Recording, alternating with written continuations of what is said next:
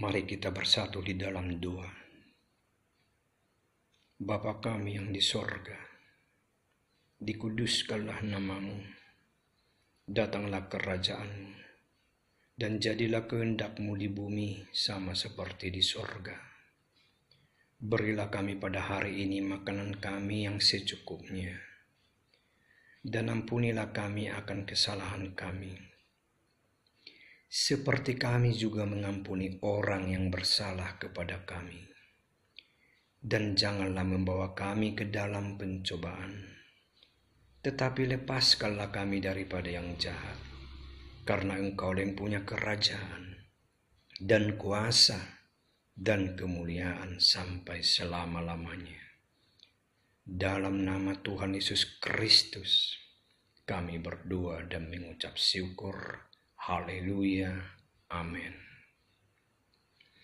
Saudaraku yang kekasih, dalam nama Tuhan Yesus Kristus, terimalah salam dan peluk kasih saya bagi saudara-saudari dimanapun saudara-saudari berada pada saat ini. Ketahuilah, apapun yang menjadi latar belakang suku, kaum, bahasa, dan bangsa saudara, dalam nama Tuhan Yesus Kristus kita bersaudara. Pada kesempatan yang berbahagia ini, izinkan saya berbagi sesuai dengan yang digerakkan untuk saya nyatakan kepada saudara-saudari, yaitu bagian dari pengajaran-pengajaran yang saya terima dari Tuhan Yesus Kristus, baik lewat pengalaman kehidupan maupun penglihatan. Saudaraku, topik kita saat ini yaitu gembala-gembala jadi Tuhan. Gembala-gembala yang dituhankan. Sadar atau tidak sadar, sengaja atau tidak sengaja, ada beberapa gereja yang sedang mentuhankan gembalanya. Hal ini seperti halnya yang diperlihatkan Tuhan Yesus Kristus dalam satu penglihatan, di mana ada beberapa gembala yang sengaja atau tidak sengaja, sadar atau tidak sadar sedang menggiring domba-dombanya mengarahkan ke satu pintu yang mereka anggap gerbang pintu kemuliaan, melainkan tidak lebih tidak bukan hanya tempat pekuburan atau tempat jin-jin yang diarahkan menuju kebinasaan. Saat di tengah-tengah penglihatan itu sesudah diperlihatkan semuanya itu, saya berlari dan berkata kepada Tuhan Yesus, memeluknya. Dan Tuhan Yesus berkata, ikutlah aku. Dan sebagai bentuk kasih saya saat ini, saya berbagi kepada saudara-saudari. Gembala-gembala jadi Tuhan. Contohnya, bila mana para pengikutnya, bahkan yang sudah berstatus pendeta-pendeta atau pemimpin-pemimpin yang menerima tuntunan atau petunjuk dari Tuhan, namun di saat petunjuk dan tuntunan dari Tuhan itu tidak bersesuaian dengan pemahaman atau pola pikir yang diyakini oleh gembalanya, mereka justru meragukan penyataan Tuhan yang sekalipun sudah bersesuaian dengan kebenaran firman Tuhan. Bahkan tidak sedikit di antara mereka yang menengking petunjuk atau penyataan Tuhan, namun sebaliknya mereka menerima 100% apa yang menjadi tuntunan atau perkataan gembalanya.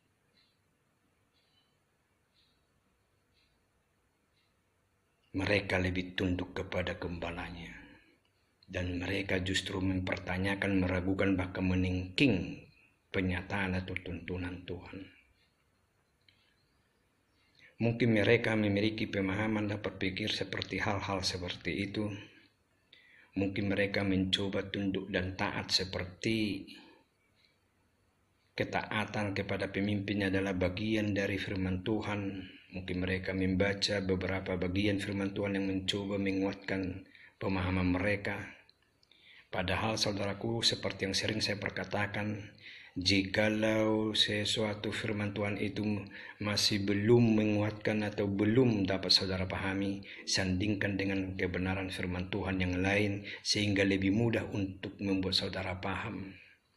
Nah, untuk ketaatan kepada pemimpin, saya akan membuat 3 contoh, yaitu ketaatan yang konyol sekiranya dilakukan. Yang pertama, apa yang terjadi kepada Daud jikalau dia taat dan tunduk kepada pemimpinnya sepenuhnya, itu Raja Saul pada saat itu, maka Daud akan mati konyol.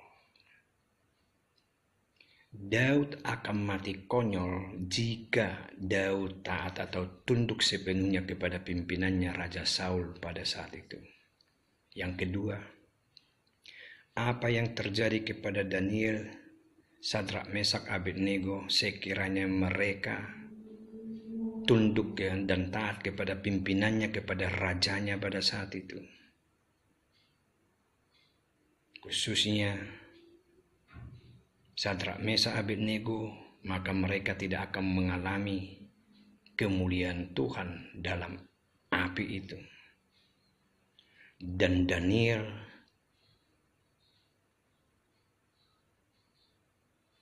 dia tidak akan mengalami kemuliaan dalam gua singa sekiranya dia tidak teguh kepada Tuhan. Dan yang berikutnya, kenapa Samuel yang dihampiri Tuhan bukanlah Imam Eli pada saat itu? Kenapa Tuhan datang kepada Samuel bukan datang kepada Imam Eli pada saat itu? Jadi ini adalah contoh-contoh saudaraku. Ada saat-saatnya untuk saudara lebih tunduk kepada Tuhan daripada kepada pimpinan. Khususnya yang dialami Daud, Daniel, Sadrak, Mesak, Abednego.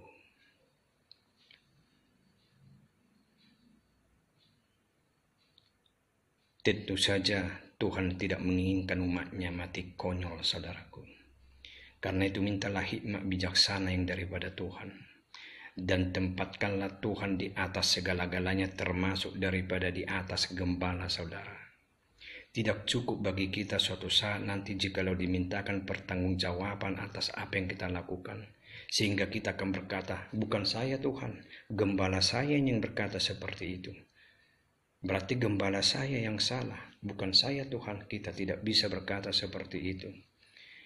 Atau ada yang coba-coba berdalih atau mencoba membela diri. Dan hal itu saudara bisa belajar dari kejatuhan Adam dan Hawa. Hawa, sekalipun Adam berkata, bukan saya Tuhan, tapi perempuan itu, tapi Hawa. Tapi lihat, Hawa, Adam kena kutuk. Jadi kita juga tidak bisa berkata, bukan saya Tuhan, gembala saya yang salah.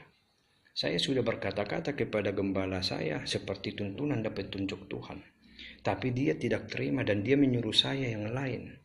Sehingga saya lakukan, berarti Tuhan salahkan gembala saya dong, itu pun tidak bisa. Karena ada ketaatan kita kepada Tuhan di atas segala-galanya. Jadikanlah Tuhan di atas segala-galanya.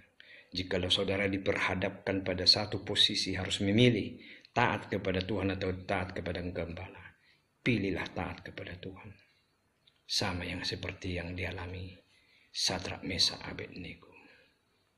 Biarlah hal ini saudaraku menjadi berkat kepada saudara-saudari.